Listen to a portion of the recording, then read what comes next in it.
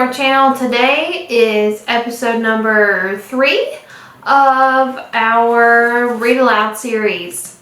And today I think I'm going to read a few more chapters than normal because the chapters are getting shorter and shorter, which probably means something big is about to happen. So, let's get started.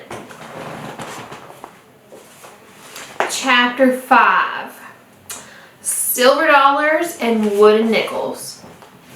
The back door swings open and my brother Travis is there, smelling like grease, looking like he rolled in it, and instantly I feel better. How's my favorite little sister? I'm your only little sister? Doesn't matter, you'd still be my favorite, he smiles. So your favorite big brother had a silver dollar day today. I think of Grandpa and Dad, who always asked us if we were having a silver dollar day or a wooden nickel one. Travis is doing that thing where he wiggles his fingers in the air and asks his daily question, "What are these?" He looks much older, more like my dad, who's been deployed since just before Thanksgiving last year. It was hard to feel thankful after he'd gone, especially since Grandpa had died 3 months before that. The hands of a genius, I say? Correctamundo. Do you realize that you come home every day and ask me to compliment you? You are unbelievable. Exactly, he says, pointing at me. Just asking you to state the facts. Guess what? I'm almost finished restoring an old Coke machine today. Thing is like 70 years old. He pops open a soda. Those things are worth a bundle fixed up. Then he holds up the Coke can. Look at this. Disappointing compared to those old bottles. Travis must be happy. The happier he is, the more he goes on and on about things. And, he says, I picked up an old gumball machine. That kind takes pennies. I'll sell it for 10 times what I paid for it. His voice drops, and he takes a sip. I will have to throw some money and elbow grease at it first, though. He comes over like he's going to mess up my hair, but I block his dirty hands. No way, I say. Don't touch me. Oh, come on, Allie. I've had a great day, and guess what? I almost have enough to buy those rolling tool cabinets, and someday a big neon sign. He sweeps his hand through the air like he's showing me a row of mountains. Nickerson Restoration Shop, my own place, my name, our name is going to be in lights someday. But then his voice kind of goes down. I just have to get out of high school. We're like oil and water schooling me. I wish Mom would let me quit. She would kill you. Yeah, so would Dad, and being dead won't be good for my business, he smiles. Won't be long, though. I'm learning a ton at the garage. The boss is letting me do all kinds of different stuff. I smile. I'm going to buy a car soon, too, a classic, and a V6 at least. And then he's off, and I can smell the grease after he's gone. I'm glad he had a silver dollar great day. When my mom finally gets home, I've already microwaved my dinner and I'm watching TV while I sketch pictures of a pet llama named Butch Cassidy. With a name like that, I'll give him a cowboy hat, a bandana, and a holster. But the holster, he carries an ear of corn. When my mom comes in from work, she turns off the TV and I can feel it coming. So, she begins, when are we going to really talk about what happened today? On my 95th birthday, I said. Funny one, she said. I'm trying to be patient, honey, I really am, but today was a party. How can you get in trouble at a party? I don't have to do anything. They all hate me, I say. I doubt that, Mom says. But can't you see why they'd be tired of your behavior? These shocking things you do and say just to get laughs? She doesn't get it. Being funny when you don't mean to be is actually terrible. Having to laugh at yourself along with everyone else is absolutely humiliating. Oh, Allie, you're too smart for this. School is too important to joke about. I don't want you working long hours on your feet for a bunch of tips like me. I want more for you. And you're so smart, so good at math, a gifted artist. Don't you think it's time to stop clowning around? I'm not that smart. You say that, but I'm really not. Now, we know that isn't true, Mom said. You could stand to work a little harder, though. I'm so tired of this conversation. We've had it 100 times, even though my 3rd grade teacher told her that I might be slow, that my mom shouldn't expect too much of me. My mom's eyes got all wide and shiny when she heard that, and I felt sad and embarrassed for her having to actually be my mom. But my mother's never brought what the teacher said.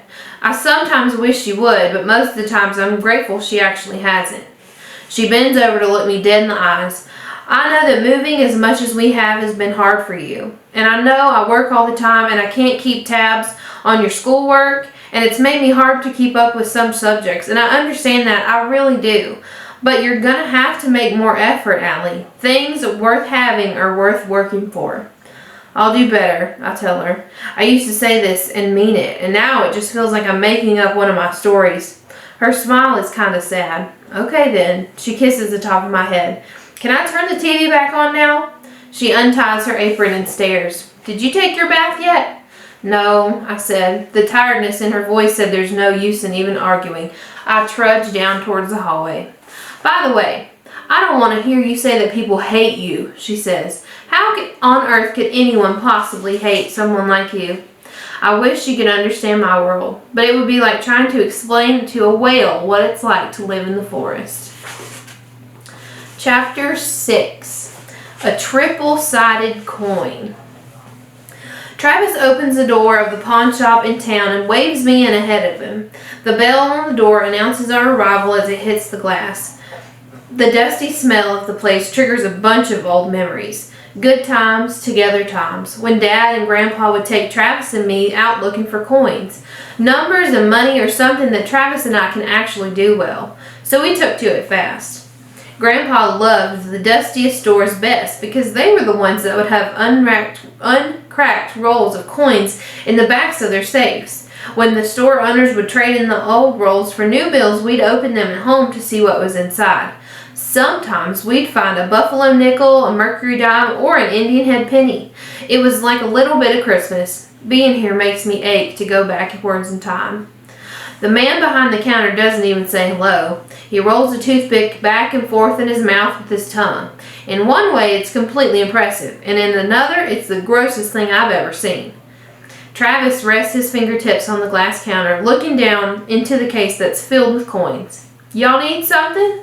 The man doesn't talk the way Mom says you're supposed to talk to customers. I want to buy some coins, Travis said. Oh yeah? Yeah. Travis brushes his chin with his knuckles, something he does when he gets nervous. The guy reaches up and takes the toothpick out of his mouth. He uses it to point at Travis. Do you have money or are you all talk? Travis does what Dad said to never do. He shows him his money. And not money like a regular person. A roll of money wrapped up in an elastic band. Then the guy's eyes widen and he asks, looking for something special? I want Liberty coins. You got any? He takes out several coins. One is a mercury dime with a head that looks like it has wings for ears. I remember those, I say, like the one Dad had in his wallet. Travis turns them over in his hand. Nice. Do you have anything more unusual? The guy's eyebrows jump. He reaches into a drawer. This is unusual, but it'll cost you big. I don't mind paying for something special. Okay then, he says. This one is special. He puts a penny on the counter. Travis picks it up and his eyebrows bunch up. This is smaller than other pennies. The guy nods. It is. A rare find. Travis glances at me and then he turns towards the guy. How much? Well, the guy says, if you know anything about coins, you'll know that a coin with a flaw in it is far more valuable than a regular coin. Something isn't right with it and it's worth more? Like I said, Travis said. How much? The guy tilts his head to the side. Well, normally I'd ask for 80, but I'll charge you, say, 75? Travis smiles. Even I remember how Dad used to tell us never to smile when you get a number. Never. Never. Even if it's the best number in the whole world. And here he is smiling like he won the lottery. I try to look serious enough for the both of us. Well, that's really generous of you. $75 for a penny that's been dipped in some sort of acid? The guy's smile falls off his face. I bet the police would be interested in a little bit of fraud, don't you? Now listen, Travis interrupts. Look, I wasn't born yesterday. Stop messing with me. Travis points to a coin in the case that has a walking woman wrapped in a sheet with the sun's rays behind her. It is beautiful. That 1933 walking Liberty half dollar, how much for that one? Well, that one is in really fine condition. In fact, just tell me how much, Travis says, leaning in, palms on the glass. 45. 36, and you throw in the mercury dime for my sister. I look up quick. For me? I do the math. Yep, he's following Dad's rule of offering 20% less than what they offer. But Travis threw in something extra. The guy squints. 40. Travis nods. Done. He slaps the money on the glass case. Outside the store, Travis holds the dime towards me. Oh, it's beautiful. I love it so much. Thank you, Travis. You're the best. He looks a little sad staring at the coin. You know, Grandpa was born in 1933. That's why I chose these coins. They were both made in that year. I look down at my mercury dime and its date, wishing that people could last as long as coins. When we get into the car, Travis says, "Did you see how that guy in there took me for a fool, trying to rip me off?" Remember, Allie, when people have low expectations of you, you can sometimes use it to your advantage. Then he looks me right in the eyes and points at my nose. As long as you don't have low expectations of yourself. You hear me? I nod again, but I think to myself that it's hard not to these days. Okay, we're going to read one more chapter. This is chapter 7, called No Grandpa's Here. I sit on my bed holding a copy of Alice in Wonderland, my favorite book. The shaky writing on the front of the book says, "For Allie, my wonderful girl, love Grandpa." The colors of the book are all bright, and even though the book is old, inside the pages are soft and the writing is bigger than in books now. But I still can't read it by myself. It's like having a gift that's locked in a glass box. I'm feeling heavy, but I always do on Sunday nights. The thought of another week at school does that. It's like knowing I have to pull a tire through a keyhole the next day. But the next day something will be different. I'll have a new teacher. A Mr. Daniels sounds like a grandfatherly type with pockets full of lollipops, which could be nice. I'm hoping he'll spend a lot of time straightening his bow tie and telling us about the good old days and not giving us much work. But when I show up, I find that Mr. Daniels is no old man. He's younger than Mrs. Hall was. He wears a dark jacket and a tie with a bunch of colored circles on it. When I get closer, I realize that they're planets. Most of the kids are gathered around him. I throw my stuff in the closet and walk over. He says, "My very excellent mother just served us nachos," and claims it's an easy way to memorize the planets in order from the sun. Albert, whose hair reminds me of a bird's nest, stands nearby. I feel kind of bad for Pluto. I look over and my eyes are pulled to the bruises on his arms. Pluto was a planet all those years ago, and then someone just decided it wasn't anymore? Too small, too far away? That's just not right. I don't really think Pluto cares too much, Albert, I say. He just sits in his chair and says, "Well, I do." I feel bad for him and want to ask him about the marks all over his arm. He is big and chunky, but not fat, the kind of size where others would usually leave him alone. I pull out my chair and sit down. Okay, I tell myself, I'm going to do better. I'm going to work harder. That's all I need to do. I'm going to really concentrate this time, even though I know I've tried that and it still doesn't work. Reading for me is like when I drop something and my fingers scramble to catch it, and just when I think I've got it, I don't. If trying to read helped, I'd be a genius. I try so hard and I just can't do it. Mr. Daniels is in front of me. I hold my breath and I lean back. He holds out his hand. "I'm Mr. Daniels. Nice to meet you," he says. Shay leans towards Jessica. I guess he doesn't know who he's talking to. As usual, most of her friends laugh.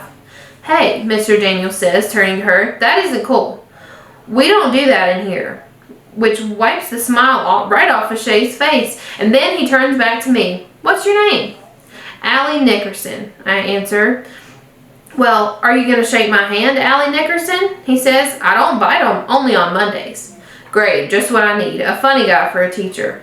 I take his hand to shake it, but only for a second. My mind is already spinning, wondering what terrible things Mrs. Silver has told him, the plans they've made for me. I see myself wrapped in rope and lying on the train tracks just like in Grandpa's old black and white silent movies.